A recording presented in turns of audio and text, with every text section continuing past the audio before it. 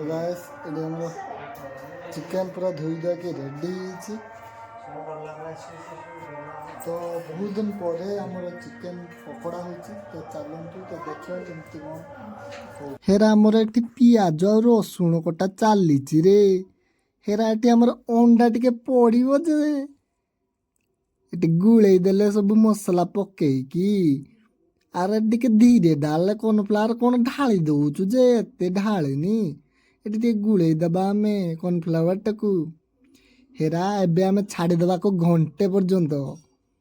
हेरा आउ हबनी तू छाँके मु खाइमी रे आउ रही हबनी ए गरम हो गला दे तेलटा हेरा मुझे पकौची रे देख मो पकेबाटा केमती लगुच हेरा आउ हबनी मु चली खाईदे तुम सेमती छाँकु था हेरा मस्त केरकेरा रे।